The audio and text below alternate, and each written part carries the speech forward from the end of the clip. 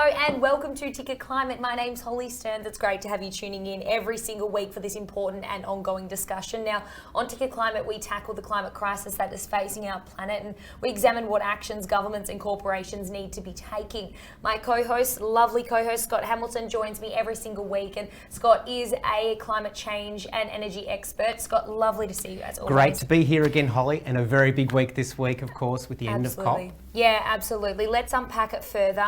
Now, COP26, the historical climate event, has wrapped up after 2 weeks plus overtime late on the weekend, and it's potentially the biggest climate conference, and it's finally over. Scott, I wanted to get your thoughts. What did you think of it? What did you think after it wrapped up? What were your feelings towards the event? Yeah, look, it was really a tale of many stories. So we had some very big highlights during the COP, and I think the biggest highlight was that 140 countries raised their ambition for their 2030 targets, which is so important in the ability to keep that goal of 1.5 degrees warming alive. And that really is really important, and I think that's got to be thanks to the USA, it's got to be thanks to Prime Minister Boris, and it's also got to be thanks to the Europeans and others as well. Sadly, Australia didn't raise its target, but we'll get to that a little bit later.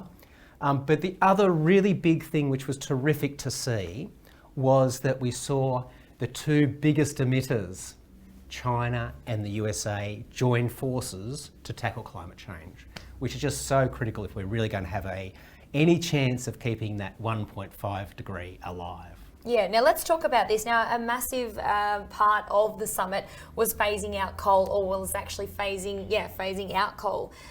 The big story today that we're covering as well is that it's actually that language has been changed now to phasing down. How significant is that? Well, look, this is the big story of the day, and it was a last-minute change that India pushed really hard to change the language in the communique from phase out coal to what it is now, phase down. Now, lots of people are saying this is a tragedy and it really means we're going to miss that goal of getting 1.5 degrees, as I talked about before. However, I am not as concerned about that really, because it's all about the money. It's where the money goes to in terms of the investors seeing the words, the world is phasing out coal, are going to stop investing in it. It's a bit like if you were investing in VHS recorders and the world said we're getting out of VHS recorders, well, you're not going to keep on investing in them.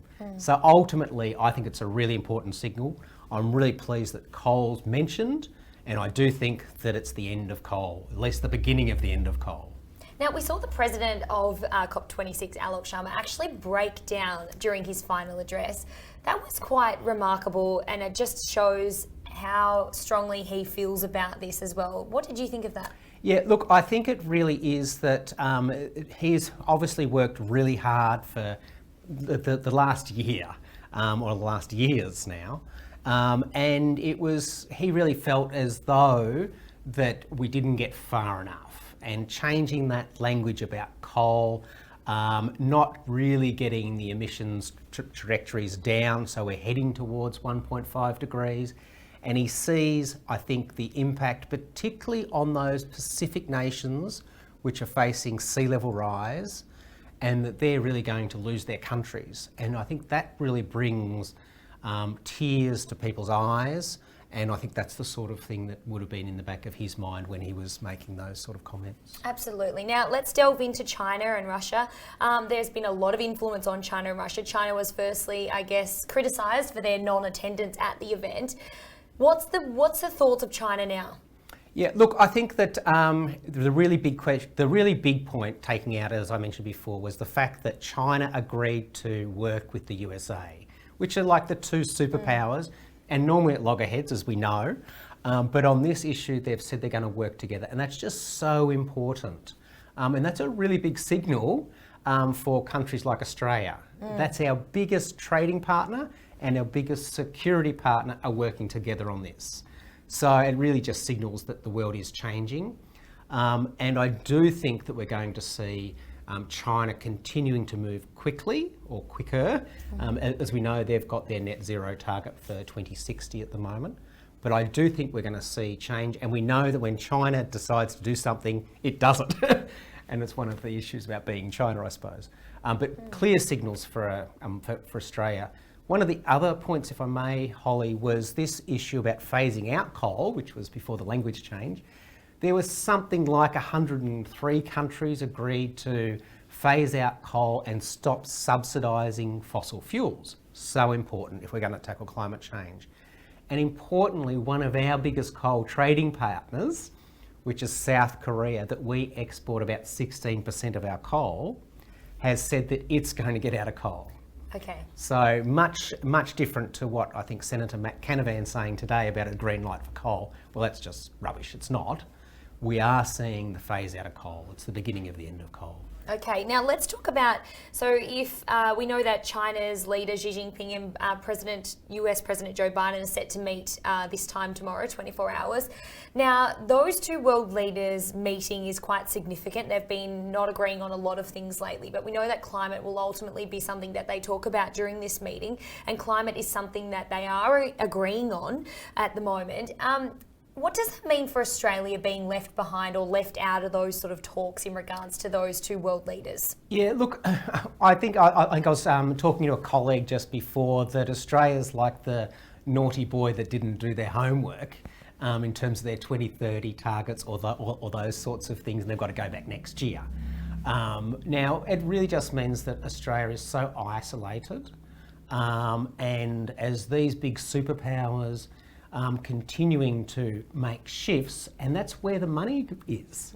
And so it's really a really problem for our companies that want to export to China, that have got relationships with China. Seeing that happening, it's a really shot across the bow. And I think that Australia really needs to take a good, long, hard look at itself and really needs a serious way to get to 50% cut by 2030. Anything less than 45% by 2030 is just not going to cut the mustard. What do you think other world leaders think of Australia? Yeah, look, I think that one of the comments, you remember we spoke about the fossil of the day, where the environment groups and the global climate community award a fossil of the day that Australia won. Well, at the end of the COP26 conference, they actually award what is called the Colossal Fossil, and Australia was given the Colossal Fossil Award. And it was also ranked the lowest of all the countries in terms of climate action. So it really is seen as someone that's not taking climate seriously, pushing all those commitments in the plan back into the 2040s is just too late, and that's just not real. And I think the world sees that. And in fact, I also think that Australian public are seeing that more and more as well. Absolutely. Now, I want to take back now to the COP26, just these final addresses that we saw. And we know the president, as we just spoke about, Alok Sharma, he broke down, and this obviously is quite an important topic for him, and it's quite heart-wrenching as well. Let's take a listen to that now. I just say to all delegates, I apologise for the way this process has unfolded, and I'm deeply sorry. I also understand the deep disappointment. But I think, as you have noted, it's also vital that we protect this package.